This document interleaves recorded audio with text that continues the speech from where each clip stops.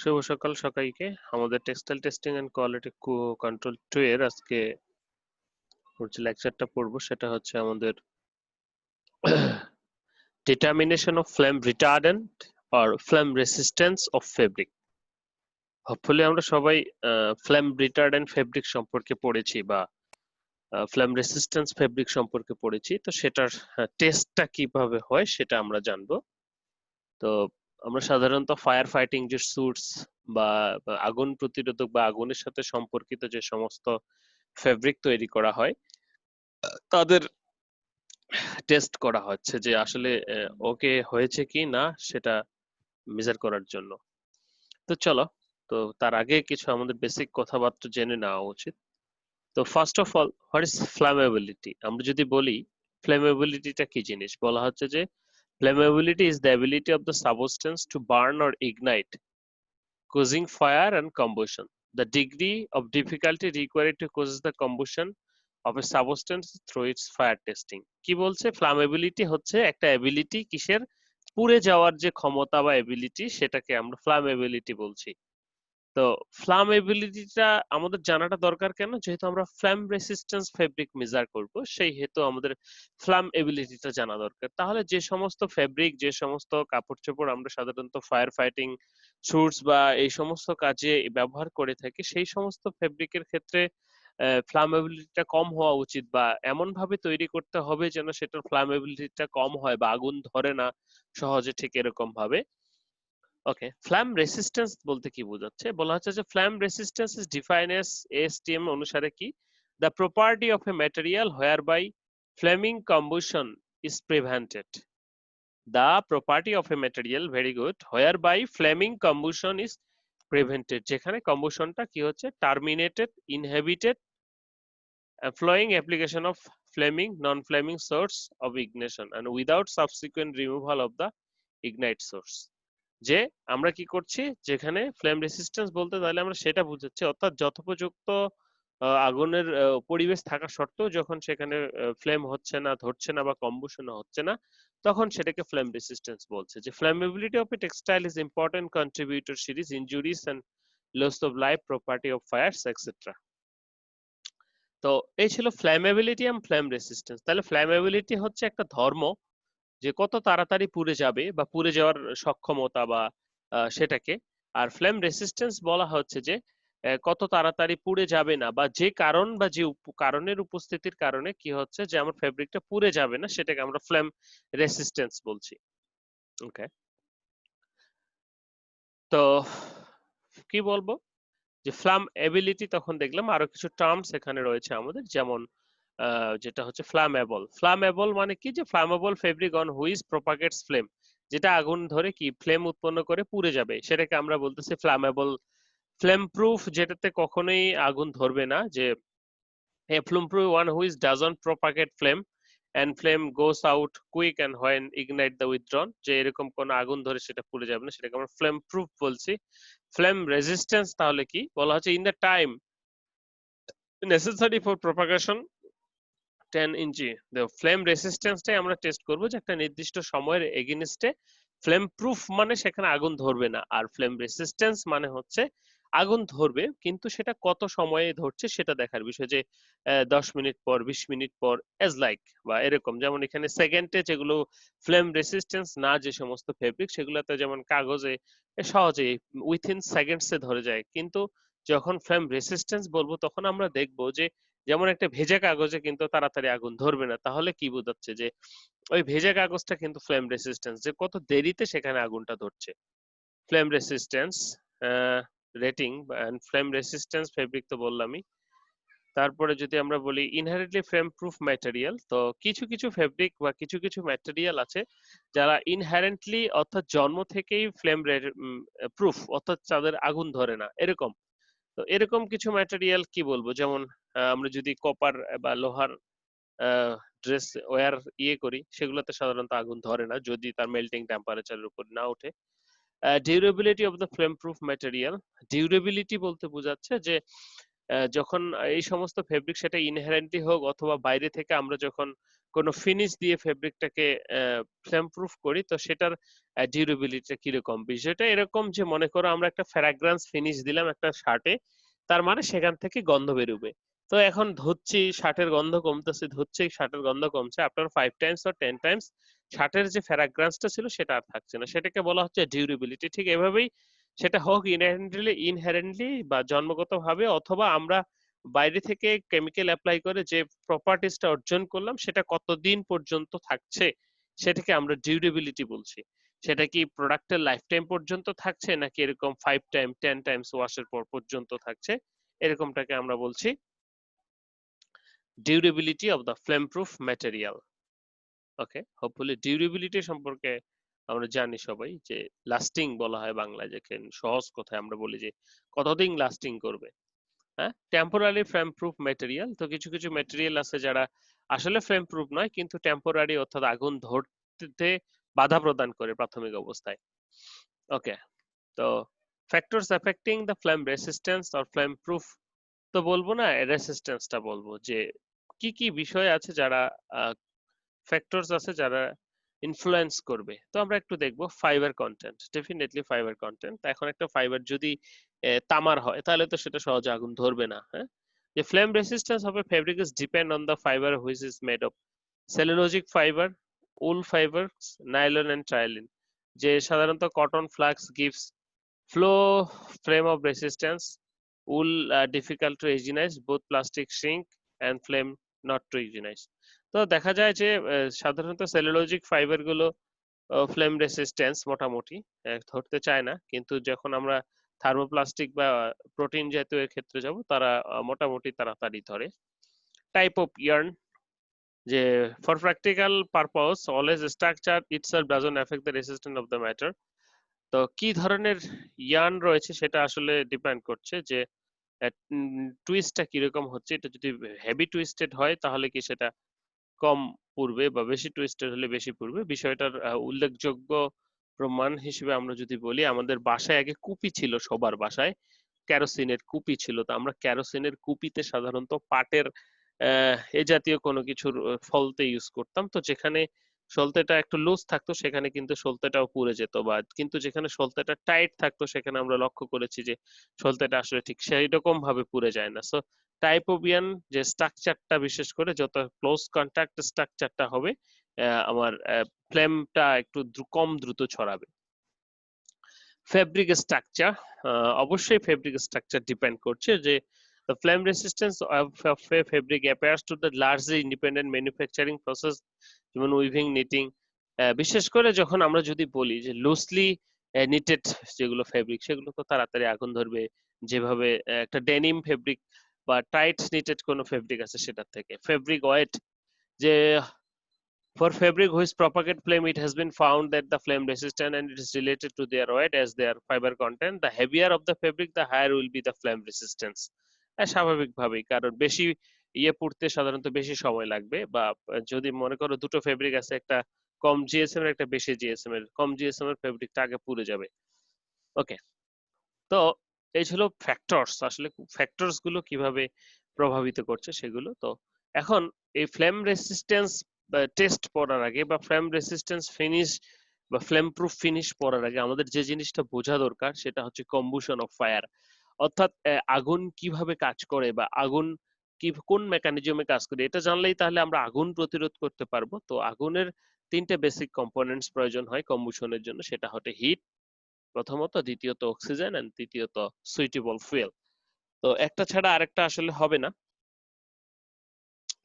বলা হচ্ছে যে when left unchecked combustion becomes self catalyzing will continue until the oxygen fuel supply and heat is depleted। এখানে একটা chart দেওয়া আছে নিচে, আমরা দেখতে পাচ্ছি সবাই। চার্টে কি বলছে দেখো, যে যখন কোনো বস্তুতে আগুন কখন ধরবে সেটা আগুন দিয়ে হলেও কিন্তু প্রথমে একটা বস্তুকে হিট হতে হবে। হিট হলে ফাইবার দিলে, সরি, হিট দিলে ফাইবারটা কি হবে, ড্রাই হবে, বা তার আমাদের যে কম্বুশন কন্ডিশন তার মধ্যে একটা, তারপর সেখানে অক্সিজেনের উপস্থিতিতে পাইরোলাইসিস ঘটবে, অর্থাৎ পুড়ে যাওয়া শুরু হবে। তো পাইরোলাইসিস হলে কি উৎপন্ন হবে, নন ফ্ল্যামেবল গ্যাস চার ফর্ম করবে যে কয়লার মতো, এন্ড লিকুইড কন্ডেন্সও কিছু উৎপন্ন করতে পারে। তো এই পাইরোলাইসিসটা যখন টেম্পারেচারটা আরো বাড়বে, একই সাথে অক্সিজেন থাকছে এবং লিকুইড কন্ডেন্স যেটা রয়েছে যেখানে ফ্লামেবল গ্যাস রয়েছে, তো এই ফ্লামেবল গ্যাসটা সহ তখন যুক্ত হচ্ছে। এই ফ্লামেবল গ্যাসটা সহ যখন যুক্ত হচ্ছে তখন সেটা টিসি যেটা কম্বুশন টেম্পার, পাইরোলাইসিস থেকে কম্বুশন টেম্পারে চলে যাচ্ছে এবং একই সাথে সেখানে কিন্তু হিট উৎপন্ন হচ্ছে। এই হিট, ফ্লামেবল গ্যাস সবকিছু মিলে এবং লিকুইড কন্ডেন্স যেটা ফুয়েল হিসেবে কাজ করছে, সবগুলো মিলেই কম্বুশনের সৃষ্টি করছে এবং শেষে নন ফ্লামেবল গ্যাস যেমন CO2 বা এগুলো তৈরি করছে এবং লাইট উৎপন্ন করছে। তো বিশেষ করে আমরা লক্ষ্য করলে দেখবো যেমন কাঁচা বাঁশে প্রথমের দিকে আগুন ধরে না, কিন্তু যখন একবার আগুন ধরে যায় তখন কিন্তু কাঁচা বাঁশ কাঠ তখন সেটা কিন্তু পুড়তেই থাকে। কিভাবে পুড়তে থাকে? ঠিক এইভাবে, যখন আমরা কাঁচা বাঁশ কাঠে হিট দেই তখন সেটা আসলে আগুন ধরতে চায় না, কিন্তু যখন পর্যাপ্ত হিট এবং অক্সিজেনের উপস্থিতিতে তখন সেটা আগুন ধরে যায়, মানে পাইরোলাইসিস হওয়া শুরু করে। সেখানে তখন চার ফর্ম করে, ফ্লামেবল, নন ফ্লামেবল গ্যাস, লিকুইড কন্ডেন্স উৎপন্ন হয় এবং একই সাথে অক্সিজেন এবং এই লিকুইড কন্ডেন্স এবং ফ্লামেবল গ্যাসের উপস্থিতিতে তখন সেখানে আগুন ধরে যায়। ঠিক আছে, তো এই হচ্ছে আমাদের সার্কেল। তো আমরা এখান থেকে যদি এটা আগুনটাকে আটকাতে চাই তাহলে আমাদের হয় হিট দেওয়া বন্ধ করতে হবে বা হিট রেসিস্টেন্স হতে হবে, অথবা অক্সিজেন নিতে পারবে না এরকম হতে হবে, অথবা আগুন কিভাবে বন্ধ হবে? তো আমরা যদি হিট বন্ধ করি অথবা অক্সিজেন বন্ধ করি অথবা ফ্লামেবল গ্যাস সমূহ বন্ধ করি যে কোনো ভাবে, তাহলে কিন্তু আমার আগুনটা বন্ধ হয়ে যাবে। ওকে, নাও বলা হচ্ছে যে সেটারই একটু ডিসক্রিপশন এখানে দেওয়া আছে, লিটারেচার, সেটাই আমি যেটা বললাম সেটাই যদি একটু দেখি আমরা লিটারেচারটা কি বলছে। বলছে যে when heat is applied a fiber temperature increases until the pyrolysis temperature. আমরা সবাই বোধহয় জানি টিজি, টিপি, টিসি এগুলা, যে টিজি গ্লাস ট্রানজিশন টেম্পারেচার, তারপরে একটা pyrolysis temperature, combustion temperature, melting temperature. Okay, so বলা হচ্ছে যে when heat is applied the fiber temperature increases until the pyrolysis temperature. ওকে, টিপি is reached, টিপির আগ পর্যন্ত সেটা কি করে? ইনক্রিজ হয়। And as the temperature of the fiber undergo the irreversible chemical changes and producing non-flammable gas, carbon dioxide, water vapor, and higher oxides of nitrogen, sulfur, carbon charge, stars, liquid condense, and flammable gases. ওকে, তো দেখা যাচ্ছে কি যখন একটা fibre hit হচ্ছে তখন সেটা আনটু pyrolysis temperature পর্যন্ত সেটা ঠিক থাকছে, যখনই পাইরোলাইসিস টেম্পারেচারের উপরে চলে যাচ্ছে তখন সেখানে কিছু কেমিক্যালি চেঞ্জ হচ্ছে, যেমন সেটা ফ্লামেবল গ্যাস উৎপন্ন করছে, ইনফ্লামেবল গ্যাস উৎপন্ন করছে এবং একই সাথে তারা হিট উৎপন্ন করছে। ওকে, তো এই সমস্ত কিছুই আমাদের পরবর্তী স্টেজে লিড দিচ্ছে। তো হয়ে গেল pyrolysis temperature. After the temperature continue to rise, the tars also pyrolysis, যে টার ফর্ম করবে, চার ফর্ম করবে, সেটা pyrolysis হবে, producing non flammable gases, charred and flammable gases, and eventually combustion temperature TC is achieved. At the point of the flammable gas combined with oxygen process called combustion, which is a series of gas phase free radical reaction. তো সেখানে সাধারণত একটা free radical reaction ঘটে যখন আমাদের কম্বুশন স্টেজে চলে যায়, যে আমাদের গ্যাসের সাথে, ফ্লামেবল গ্যাসের সাথে যখন যুক্ত হচ্ছে। সো আমরা এখানে দেখতে পাচ্ছি যে radical oxygen, radical hydrogen plus oxygen, যেটা আমাদের radical hydrogen oxygen plus oxygen তৈরি করছে। রেডিক্যাল সবাই এখানে hydrogen oxygen plus carbon dioxide plus hydrogen radical তৈরি করছে, যেটা আমার কম্বুশনটাকে লিড করছে। বলা হচ্ছে যে this reaction are highly exothermic, মানে হচ্ছে তাপ উৎপন্ন করবে, and produce large amount of heat and light, and the heat generated the combustion process provides the additional thermal energy. ওই যে যখন একবার হিট উৎপন্ন হচ্ছে, প্রথমে কিন্তু আগুন ধরছে না, আমরা কি করছি? আগুন ধরাই দিতেছি। তো আগুন যখন একবার ধরাই দিতেছি তাহলে সেই আগুনের হিট এবং সেই আগুনের ফ্লামেবল গ্যাস সমূহ পরবর্তী সেটাকে কন্টিনিউ করতে সাহায্য করছে, তাই না? আমরা যে একবার ধরাই দিই সেটা কিন্তু কন্টিনিউ হতেই থাকে, নাহলে তো এরকমটা হতো যে নিভে যেত। কিন্তু কেন নিভে যাচ্ছে না? যে ওই যে যেখানকার হিট এবং ফ্লামেবল গ্যাস সমূহ পরবর্তী যে আগুনটা কন্টিনিউ করার জন্য হেল্প করছে। So the heat generated by the combustion process provide the additional thermal energy need to continue the pyrolysis of the fiber, thereby supplying one or more flammable gas or combustion and the uh, pre-peritoneating of the reaction, pre-repeating repeating হবে সেই রিঅ্যাকশনটা, and the burning behavior of the textile determine more speed of rate and heat release than amount of heat. তাহলে সমগ্র বিষয়গুলো, তাহলে আমরা যদি simplify করি বিষয়গুলোকে, কি দাঁড়াচ্ছে আমাদের, যখন একটা ফেব্রিক, এটা একটা টেক্সটাইল ফেব্রিক, এটাতে যখন হিট দিচ্ছি, এটা গরম হচ্ছে, হওয়ার পর এখানে টিপি যেটা পাইরোলাইসিস টেম্পারেচার পর্যন্ত গেলে এর এক্সিট করলে সেটা কি হচ্ছে, কিছু কেমিক্যাল চেঞ্জ হচ্ছে, কেমিক্যাল চেঞ্জ হয়ে কি চার ফর্ম করতেছে এবং কিছু ফ্লামেবল গ্যাস তৈরি করছে, কিছু নন ফ্লামেবল গ্যাস তৈরি করছে এবং হিট উৎপন্ন করছে। তো আরো যদি হিট বাড়ানো হয় তখন সেটা টিসিতে পৌঁছে যাচ্ছে। টিসিতে কি হচ্ছে, কম্বুশন টেম্পারেচার, সেখানে পাইরোলাইসিসের যে কেমিক্যাল চেঞ্জটা সেটা পুরোপুরি হচ্ছে এবং এখানে যে ফ্লামেবল গ্যাস সমূহ আছে তারা অক্সিজেনের উপস্থিতিতে আগুন ধরে যাচ্ছে, কম্বুশনটা ঘটাচ্ছে এবং একই সাথে নন ফ্লামেবল গ্যাস সৃষ্টি হচ্ছে। তো এই কম্বুশনের জন্য আসলে মোটামুটি কিছু ফ্রি রেডিক্যাল দায়ী, যেটা আমরা এখানে দেখলাম। তো এই হচ্ছে কম্বুশন প্রক্রিয়া। তো এখান থেকে যদি আমরা যে কোনো একটা প্যারামিটার অর্থাৎ বিক্রিয়াটাকে রোধ করতে পারি, তাহলেই কিন্তু আমরা আমাদের কাঙ্ক্ষিত যে ফ্লেম রিটার্ডেন্ট ফেব্রিক সেটা পাবো। Now rate of burning, rate of burning এ কি হচ্ছে যে সিল্ক, যে high burning rate increase by the dyes and other additive colour products. Silk সবচেয়ে আগে পড়ে যায় কারণ প্রোটিন ফাইবার। তোমরা লক্ষ্য করে দেখবা যে চুল বা এই ধরনের প্রোটিন ফাইবারে যখন কোনো আগুন লাগে সেটা দ্রুত পুড়ে যায়। Increased by the dyes and other produce provide color. Cotton and linen high burning rate can be elevated by the application of flame retardant chemical আমরা ইউজ করে সেটাকে করতে পারি। Nylon and polyester show to ignite but since ignite something melting and dripper in occurs, তা আমরা কুকড়ে যায়, nylon পলিস্টারের ক্ষেত্রে দেখবো যখন আমরা ইয়ে করব তখন সেটা মেল্ট হবে এবং কুকড়ে যাবে। উলের ক্ষেত্রে comparatively flame retardant if ignite also, দেখো সিল্ক এবং উল দুটোই কিন্তু এই প্রোটিন ফাইবার, কিন্তু সিল্কের থেকে wool comparatively flame retardant because of his physical structure. Glass fibre and Nomex and Kevlar, তো বলা হচ্ছে যে almost flame resistance, glass fibre, Nomex and Kevlar এরা সাধারণত ফ্লেম রেসিস্ট্যান্ট ফাইবার, এগুলো দিয়ে ফায়ার ফাইটিং শুট বা এগুলো তৈরি করা হয়। ওকে, তো এখন কথা হচ্ছে যে কথা আমরা যেটাতে আসবো সেটা হলো টেস্টে আসবো। তাহলে টেস্ট আমাদের করতে হবে যখন আমরা ফেব্রিকটাকে ডেভেলপ করলাম বা যেভাবেই করি না কেন, সেটা ইনহেরেন্টলি থাকতে পারে অথবা সেটা বাইরে থেকে কেমিক্যাল অ্যাপ্লাই করে আমরা করতে পারি। তো সেটার জন্য এখন আমাদের যেটা প্রয়োজন সেটা হচ্ছে টেস্ট, যে আমার ফেব্রিকটা আদৌ ফ্লেম রেসিস্ট্যান্স হয়েছে কিনা।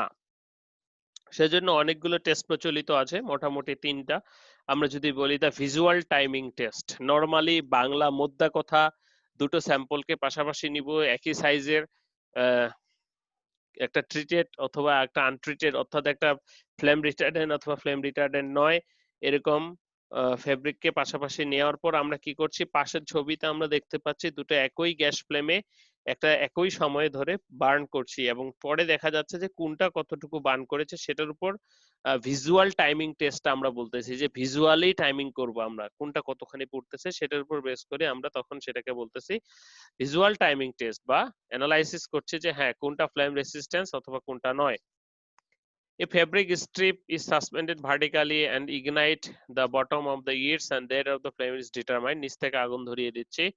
For the fabric resistant rating by 2 into T, where T is the time and burn to strip, and 100 into 1.5 fabric is kept at the burner and 12 second vertically. মনে করো এখানে বলা হচ্ছে যে আমরা একটা ফেব্রিক রাখবো 100 ইঞ্চি থেকে 1.5 ইঞ্চি উপরে, 100 নিচে 1.5, তো এটাকে আমরা যদি আগুন ধরিয়ে দিই 12 সেকেন্ডে, ঠিক আছে, তো সেখানে কত সময় লাগছে দুটো সেটা থেকে। So flammably quick learn burning fabric, slow burning very good. Normal simple sense হচ্ছে যেটা পরে আস্তে আস্তে পূর্বে সেটার কি flame resistance. The hoop test বলা হচ্ছে in which the rate of flame spread is determined over the fabric mounted in semicircular frame and the fabric is mounted semicircular frame and the fired is fabric from one side and the rate of the speed is determined the semiconductor semicircular frame। বলা হচ্ছে আমরা ওই যে embroidery করি না এরকম সেমিসার্কুলার ফ্রেমে একটা ফেব্রিক নিয়ে যখন কোনো প্রান্ত থেকে আগুন ধরিয়ে দিব তখন এই আগুনটার কত দ্রুত এটা পুরোটাতে ছড়িয়ে পড়ছে সেটার উপর ডিটারমাইন করে আমাদের যে টেস্টটা সেটাকে আমরা হুপ টেস্ট বলছি। আমরা দেখবো যে একটা নির্দিষ্ট সেমি সার্কুলারে আমাদের ফেব্রিকটা অ্যাটাচ আছে, সেখানে আগুন ধরিয়ে দিলে এটা কত তাড়াতাড়ি এটাকে পুড়ে ফেলতেছে বা কিভাবে ছড়িয়ে যাচ্ছে, সেটার উপর বেস করে আমাদের যে টেস্ট সেটাকে হুপ টেস্ট বলছি। বা এখান থেকেও আমরা তখন কি করছি বলছি যে যেটা যত তাড়াতাড়ি ছড়িয়ে পড়বে মানে সেটার খারাপ, আর যেটা ছড়িয়ে পড়ছে না সেটা ভালো। তো এগুলো ছিল ভিজুয়াল টেস্ট। তো এছাড়াও আমাদের যেটা বাইরে অ্যাপ্রুভ করেন সেটা হচ্ছে 45 ডিগ্রি টেস্ট বা 45 টেস্ট, এসটিএম D123094। সো এটা সম্পর্কে আমরা জানবো। পাশে কিছু ছবি দেখতে পাচ্ছ, একটা ক্লাম্পের মাধ্যমে একটা ফেব্রিক আটকানো আছে।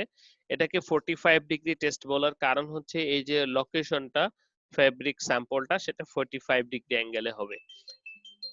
ওকে, সো বলা হচ্ছে কি this test is used to measure and describe the properties of a natural or synthetic fabric and response to heat under control lab condition. তো two factors measured: easy ignition, how fast the sample catches on fire, কত দ্রুত আগুন ধরছে, and flame spread time, যে the time takes for the flame, এখানে কত দ্রুত আগুনটা ধরছে এবং এটা এই পর্যন্ত বা কত দ্রুত এইটুক শেষ হচ্ছে।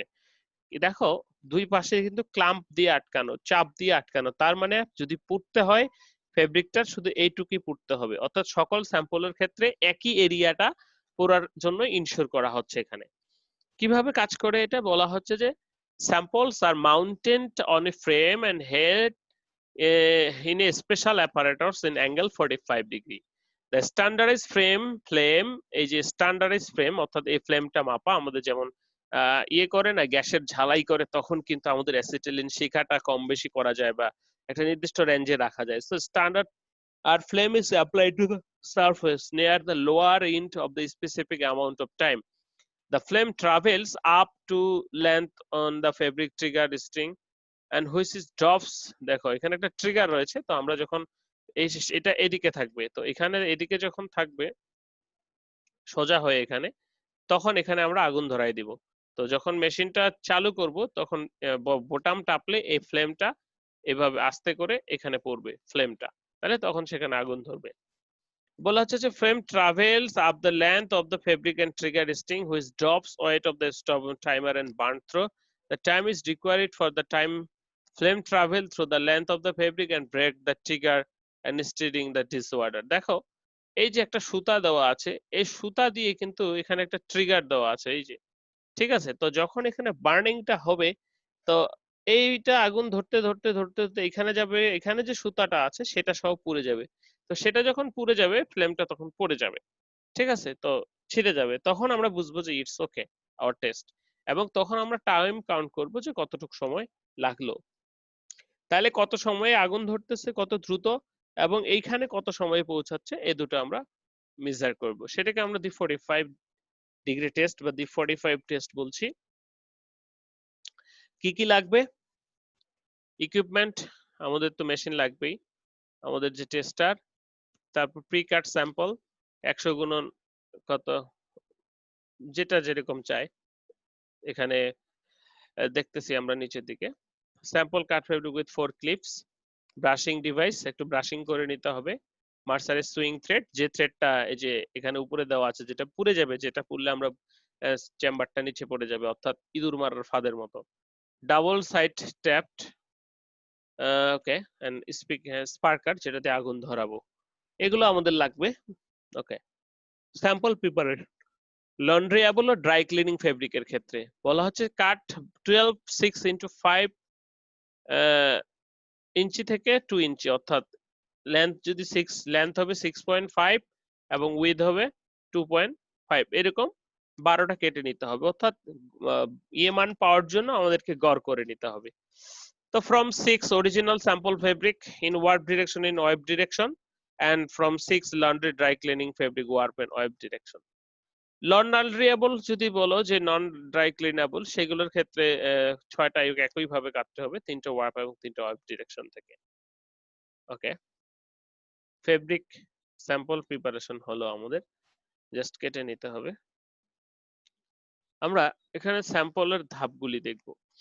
যে স্পেসিমেন প্রিপারেশন, আমাদের যে সাইজ আছে সেটা সিজার দিয়ে বা এরকম কোনো কাটার দিয়ে আমরা আমাদের 6x5 6.5x2.5 তে কেটে নিব।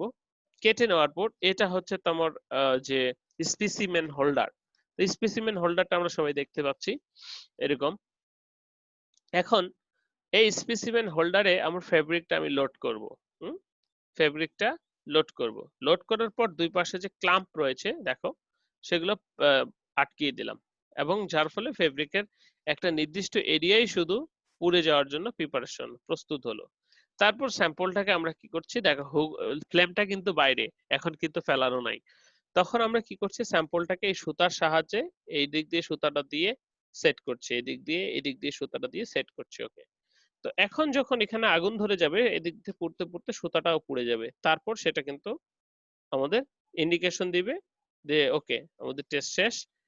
তো এই যে এটা হচ্ছে ফ্লেম রেসিস্ট্যান্স টেস্টার। দেন ক্লোজ ভেসেলে আমরা কি করছি, সুইচ দিলে কত সময় পুড়ছে একটা কন্ট্রোল কন্ডিশনে আমরা বুঝতে পারবো।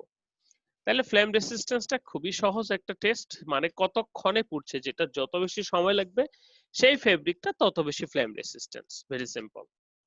ওকে, সো অল ফেব্রিক আর ওভেন রাইট করে নিতে হবে, কারণ যদি ময়েশ্চার থাকে, আমরা জানি যে ময়েশ্চার কি থাকলে সে আস্তে আস্তে পুড়বে, তার মানে আমরা অ্যাকচুয়াল রেজাল্টটা পাবো না। সেজন্য আমাদের প্রত্যেকটা ফেব্রিককেই 30 মিনিট ধরে 105 ডিগ্রিতে রাখতে হবে। আমরা জানি 100 ডিগ্রিতেই ভাপার হয়ে যায়, আর 105 ডিগ্রিতে রাখলে থাকলে তো সেখানে ভাপার পাওয়ার কথাই না।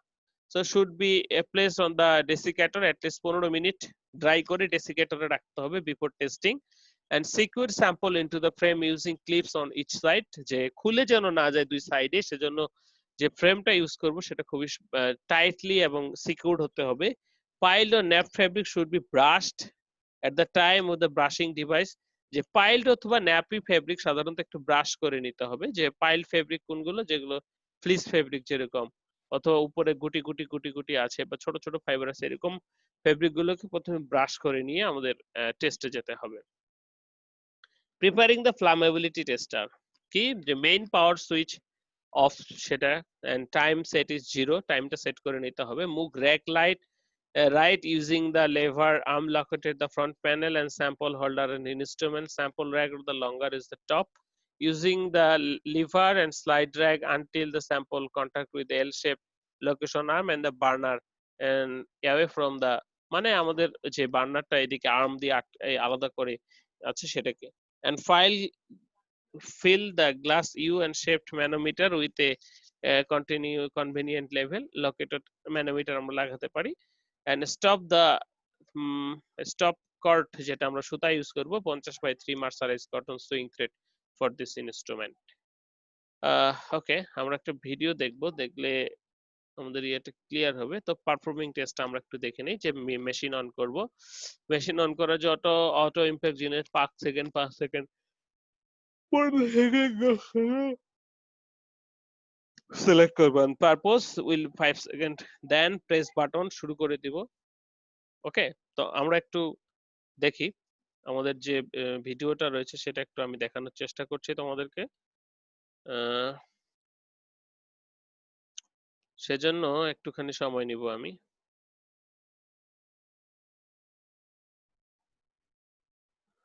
যদিও আমাদের টেস্টটা 45 ডিগ্রি টেস্ট, তার আগে আমরা একটু ভিজুয়াল টাইমিং টেস্টটা দেখব। চলো দেখা যাক।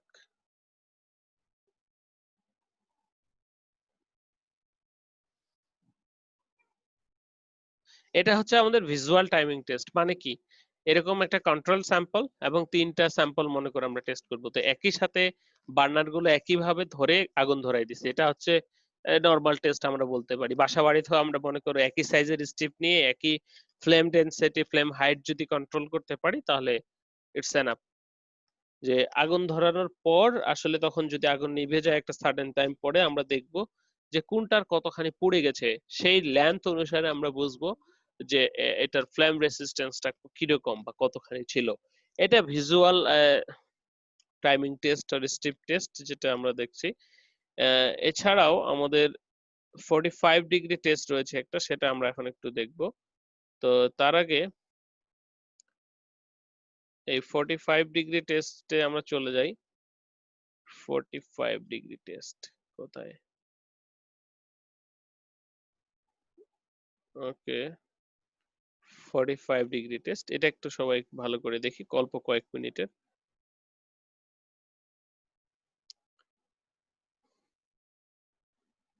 এটা আমার সেই মেশিন ভিজুয়াল, যেটা 45 ডিগ্রি ফ্লামেবিলিটি টেস্টটা।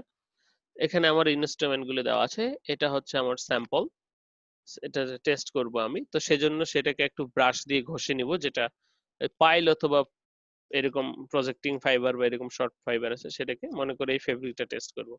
এভাবে একটু তামার যে ব্রাশ আছে সেই ব্রাশটা দিয়ে এদিক দিয়ে এবং এদিক দিয়ে রেইজ করে নিব। তাহলে আগুন ধরে কিনা সেটা আসলে অ্যাকচুয়ালি বোঝা যাবে, নাহলে তো লোমগুলো শুয়ে থাকবে, সহজে ধরতে চাইবে না, অর্থাৎ কোনো প্রকার যেন ইয়ে না হয়। ওকে, এটা হচ্ছে আমার ক্লাম্প।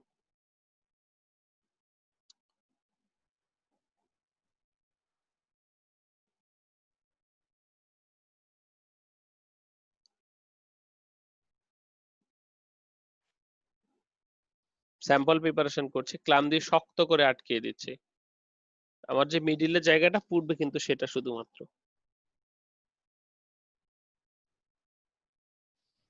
ওকে, মেশিন অন করব এবং বার্নার অন করব প্রথমে। বার্নারটা অন করে দেন স্যাম্পলটাকে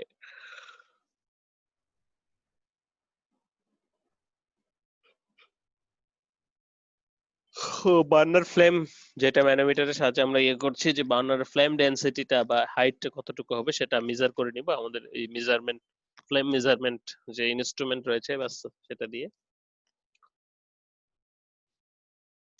দেন স্যাম্পলটাকে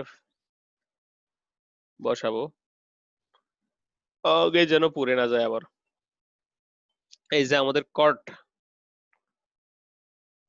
যেটা শেষে পুড়ে যাবে অর্থাৎ উপর পর্যন্ত পৌঁছালে। ওকে, দেখছো এটা কোথায়? এই যে এখানে। তো এটা পুড়ে গেলে কি ওয়্যারটা পড়ে যাবে, এই যে ওয়্যারটা, এটা যদি পুড়ে যায় এটা থপাস করে পড়ে যাবে।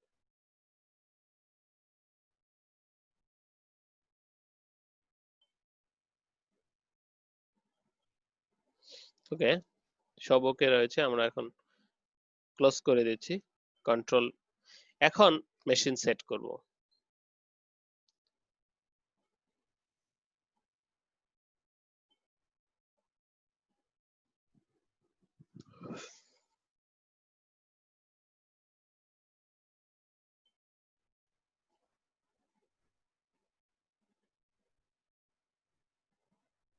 ওকে, টাইম স্টার্ট। দেখ, ফ্লেম দিলাম, কত সময় ধরছে সেটা কাউন্ট করছি একাধারে, এবং এটা কত দ্রুত পুড়ে যাচ্ছে, এবং শেষ পর্যন্ত যে কর্ডটা আছে সেটা পুড়ে যাচ্ছে, আমাদের যে সুতাটা আছে। এই যে, তাহলে কি হয়ে গেল, ইয়েটা পড়ে গেল, পাশের যে ওয়্যারটা ছিল, লক্ষ্য করো, লক্ষ্য করো পাশের যে কর্ডটা ছিল, যে ওয়্যারটা পড়ে গেল। তাহলে আমাদের টেস্ট শেষ। তাহলে তখন আমরা সেই টাইমটা কাউন্ট করব। তো এই ছিল আমাদের ফ্ল্যাম রিটার্ডেন্সি 45 ডিগ্রি টেস্ট। ওকে, এখন আমরা ইয়েতে চলে যাই, আমাদের লেকচারে চলে যাই। তো এই ছিল 45 ডিগ্রি টেস্ট, রেজাল্ট ক্যালকুলেশন করব যে কত সময় হচ্ছে, কত সেকেন্ডে হচ্ছে সেটার উপর বেস করে। ওকে, তো এছাড়াও শেষে আরেকটু রয়েছে, যেটা হচ্ছে আমাদের যে flame proofing and flame resistant finishing, আসলে কি কি দিয়ে আমরা ফিনিশিংটা দেই।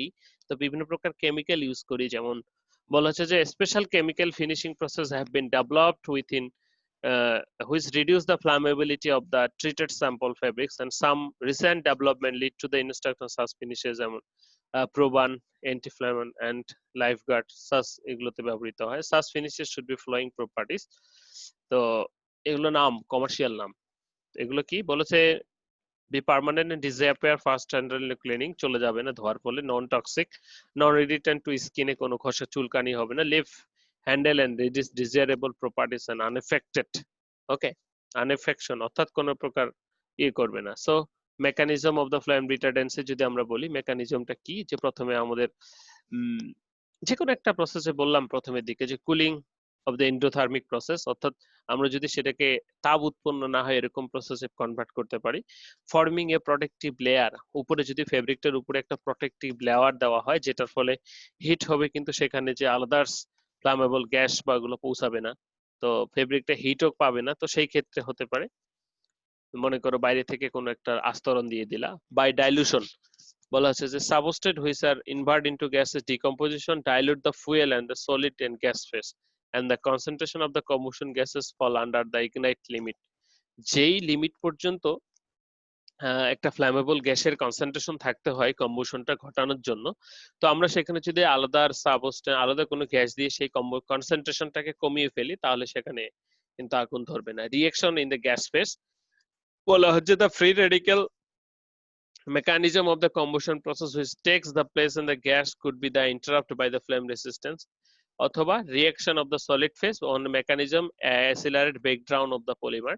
তো এই যে বিষয়গুলো প্রথমে কি হলো যে এন্ডোথার্মিক প্রসেস অর্থাৎ তাপ উৎপন্ন হবে না, প্রোটেক্টিভ লেয়ার তৈরি করতে পারি, ডাইলিউশন অর্থাৎ গ্যাসের ঘনত্ব কমাতে পারি, গ্যাস ফেজে যে মেকানিজমে কাজ করে কম্বুশন সেখানে কোনো একটা ইয়ে করতে পারি অর্থাৎ গ্যাস ফেজটা যেন ইন্টারাপ্ট হয়, অথবা সলিড ফেজেও আমরা যদি কোনো প্রপার্টিজ চেঞ্জ করতে পারি, তো সেই ক্ষেত্রে সাধারণত হয়ে থাকে।